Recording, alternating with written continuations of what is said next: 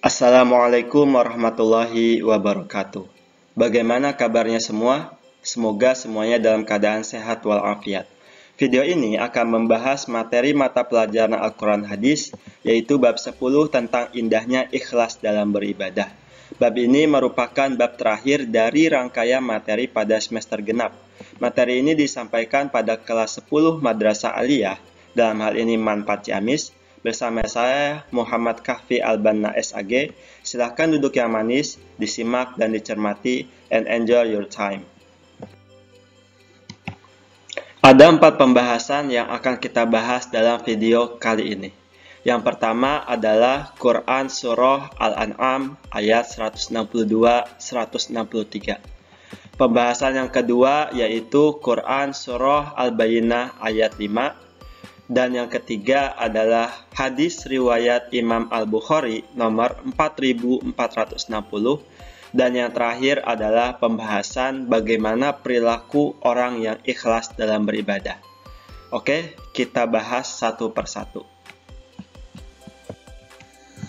Yang pertama adalah Quran Surah Al-An'am ayat 162-163 yang berbunyi sebagai berikut. A'udzubillahi minasyaitonirrajim. Bismillahirrahmanirrahim. Qul inna salati wa nusuki wa mahyaya wa mamati lillahi rabbil alamin. La syarika lahu wa bidzalika umirtu wa ana awwalul muslimin. Yang artinya kurang lebih demikian. Qul katakanlah, inna salati sesungguhnya sembahyangku, sesungguhnya salatku, wa nusuki dan ibadahku, wa mahyaya dan hidupku, wa mamati dan matiku lillahi rabbil alamin, hanyalah untuk Allah Tuhan semesta alam. La syarika lahu tiada sekutu baginya, wa bidzalika umirtu dan demikian itulah yang diperintahkan kepadaku. Wa ana awwalul muslimin dan aku adalah orang yang pertama-tama menyerahkan diri kepada Allah. Mungkin teman-teman, adik-adik sekalian sudah tidak asing dengan 2 ayat yang saya bacakan barusan. Benar, 2 ayat tersebut merupakan salah satu bacaan dari beberapa bacaan dalam doa iftitah yang sering kita baca setelah takbiratul ihram dalam salat. Kandungan dari Quran Surah Al-An'am ayat 162-163 adalah kewajiban manusia hanyalah untuk beribadah kepada Allah Subhanahu wa Ta'ala. Tapi perlu digarisbawahi, ibadah yang dilakukan harus secara ikhlas. Ikhlas di sini berarti melaksanakan ibadah semata-mata untuk mendapatkan ridho Allah Subhanahu wa Ta'ala, tidak bercampur dengan hal-hal yang lain. Hal-hal yang lain tersebut seperti riya, karena riya walaupun sedikit akan mengurangi nilai ibadah dan tidak dapat dikatakan ikhlas. Kita ambil contoh, misalkan si A menjadi imam sholat berjamaah. Agar dianggap lebih berilmu atau lebih alim di hadapan makmumnya, si A membaca surat yang agak panjang dan bacaan-bacaannya difasih-fasihkan. Padahal jika si A sholat munfarid atau sholat sendirian, bacaannya tidak demikian. Secara tidak langsung, niat sholatnya pun akan berubah. Bukan karena Allah, tapi karena agar dianggap alim oleh makmumnya. Kemudian, orang ikhlas itu akan memperoleh banyak manfaat dalam kehidupannya. Misalnya, ketika ia mendapatkan kesulitan hidup, ia dapat terbantu oleh ibadah yang diterima oleh Allah Subhanahu wa Ta'ala. Secara garis besar, kandungan Quran Surah Al-An'am ayat 162-163 adalah sebagai berikut. Yang pertama, perintah Allah Subhanahu wa Ta'ala untuk berkeyakinan bahwa sholatnya, ibadahnya, hidupnya, dan matinya hanyalah semata-mata untuk Allah Subhanahu wa Ta'ala. Yang kedua, bahwa Allah Subhanahu wa Ta'ala adalah Tuhan semesta alam, tiada sekutu baginya. Dan yang ketiga, perintah Allah Subhanahu wa Ta'ala untuk ikhlas dalam berkeyakinan atau beriman, beribadah, beramal, dan menjadi orang pertama dalam kaumnya, dalam lingkungannya, untuk berserah diri kepadanya. Dan yang terakhir adalah senantiasa beramal soleh dan menjauhkan segala larangan Allah Subhanahu wa Ta'ala agar selamat di dunia dan akhirat. Beramal soleh tidak melulu berhubungan dengan ibadah, tetapi bisa juga dengan menolong orang lain, memberi sedekah, dan lain sebagainya. Bahkan senyum pun bisa bernilai ibadah loh. Semuanya itu agar kita selamat di dunia dan akhirat.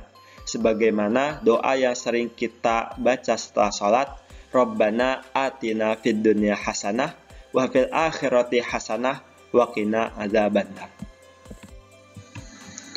Pembahasan yang kedua yaitu Quran Surah Al-Bayyinah ayat 5 yang berbunyi sebagai berikut. A'udzubillahi minasyaitonirrajim. Bismillahirrahmanirrahim. Wa ma umiru illa liya'budullaha mukhlishina lahuddin hunafa wa yuqimus salata wa yu'tuz zakah wa dzalika dinul qayyimah, yang artinya kurang lebih demikian. Wa ma umiru, padahal mereka tidak disuruh, illa liya'budullaha, kecuali supaya menyembah Allah, mukhlishina lahuddina hunafa, dengan memurnikan ketaatan kepadanya dalam menjalankan agama yang lurus, wa yuqimus salata, dan supaya mereka mendirikan salat, wa yu'tuz zakata, dan menunaikan zakat, wa dzalika dinul qayyimah, dan yang demikian itulah agama yang lurus. Kandungan dari Quran Surah Al-Bayyinah ayat 5 adalah: yang pertama, perintah untuk beribadah kepada Allah Subhanahu wa Ta'ala dan menaati ajarannya dengan lurus, tidak bercampur dengan riya dan syirik. Sama seperti kandungan pada ayat sebelumnya, Quran Surah Al-An'am 162-163. Yang kedua, seorang muslim wajib mendirikan sholat 5 waktu dalam sehari semalam. Sholat 5 waktu merupakan tiang agama. Jika sholatnya tidak teratur, maka hidupnya pun tidak jauh berbeda. Maka usahakanlah untuk sholat tepat pada waktunya dan di awal waktu. Yang ketiga, perintah untuk menunaikan zakat. Zakat ini berfungsi menyucikan harta yang kita miliki, karena di dalam harta kita terdapat hak orang lain yang membutuhkan. Fungsi yang lain adalah zakat bisa menumbuh kembangkan harta yang dizakati. Mengapa demikian? Karena zakat itu bagian dari sedekah. Setiap harta yang disedekahkan akan diganti berkali-kali lipat. Berbicara masalah ibadah, ternyata ibadah dari segi bentuknya dibagi menjadi 5, yaitu: pertama, ibadah qauliyah atau ibadah yang berhubungan dengan ucapan. Contohnya seperti membaca Al-Quran, berdoa, berzikir. Yang kedua, ibadah jismiyah atau ibadah yang berhubungan dengan fisik, badan. Contohnya seperti berpuasa, menolong orang, dan lain sebagainya. Puasa berhubungan dengan fisik karena tubuh kita harus menahan lapar dan dahaga, mulai dari terbit fajar hingga terbenam matahari. Ketiga, ibadah maliyah atau ibadah yang berhubungan dengan harta benda. Contohnya seperti memberi zakat, infak, sedekah. Semuanya itu mengeluarkan sebagian dari harta yang kita miliki. Yang keempat, ibadah qauliyah dan jismiyah. Berarti ibadah berhubungan dengan ucapan dan fisik. Contohnya seperti sholat. Sholat memiliki gerakan-gerakan tertentu seperti ruku, sujud, dan lain sebagainya, yang berarti berhubungan dengan fisik. Dan juga setiap gerakannya ada bacaan yang harus dibaca, dan ini berhubungan dengan ucapan. Dan yang kelima, ibadah qauliyah, jismiyah, dan maliyah. Berarti gabungan dari ucapan, fisik, dan harta. Contohnya seperti menunaikan ibadah haji.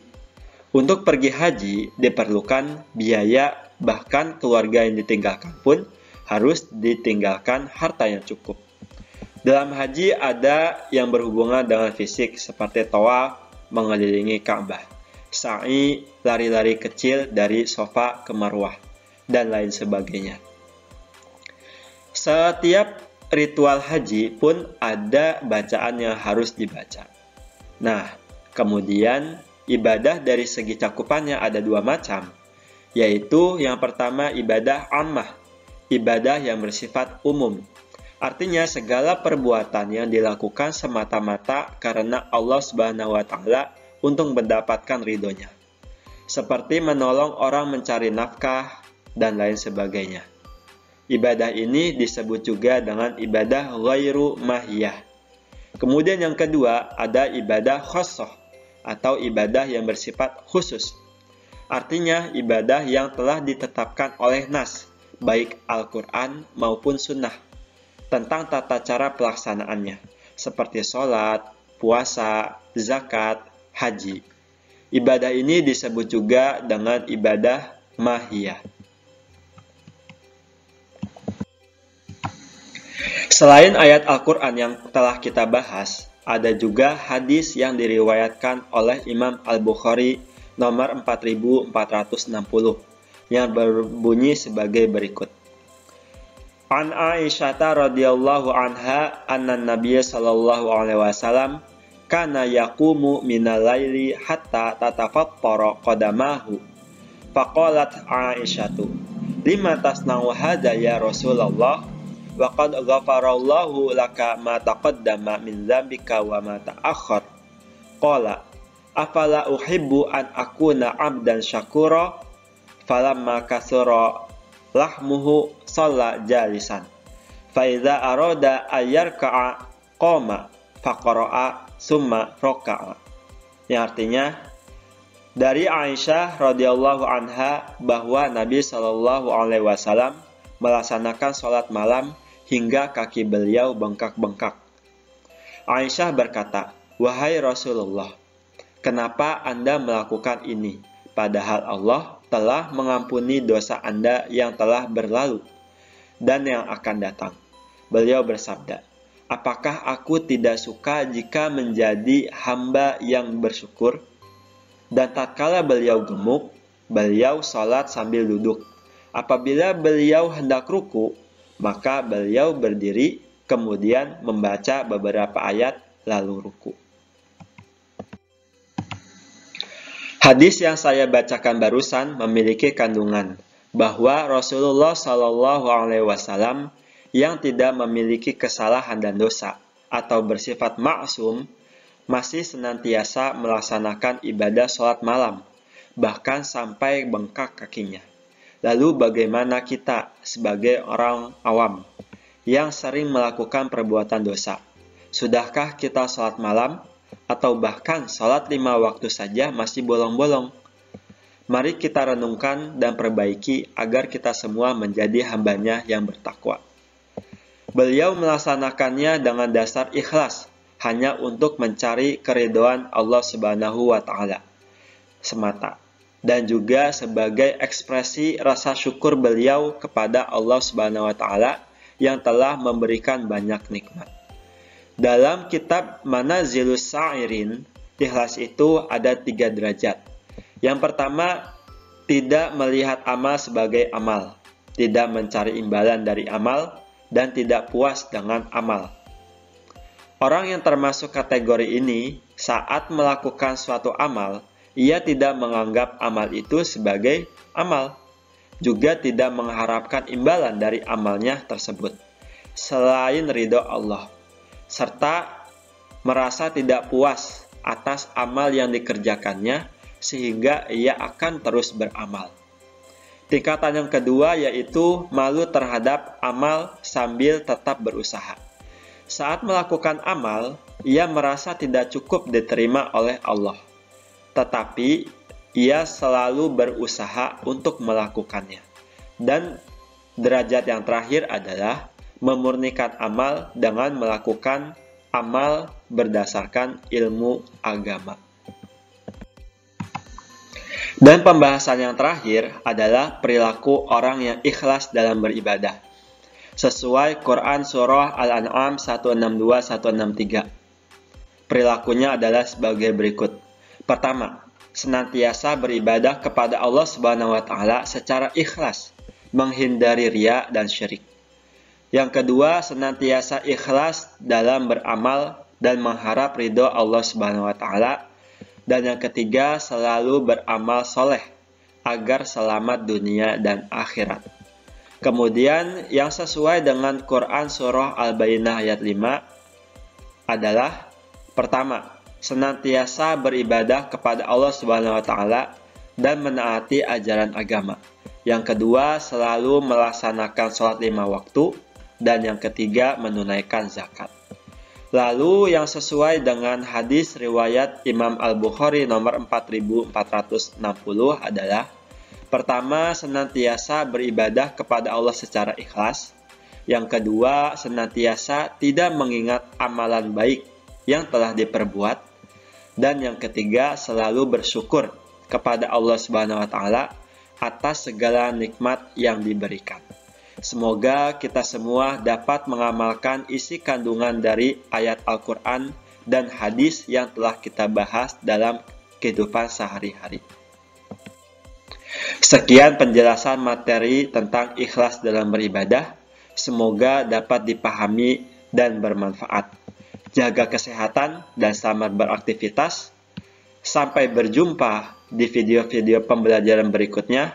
Astaghfirullahaladzim wa khairan. Wassalamualaikum warahmatullahi wabarakatuh.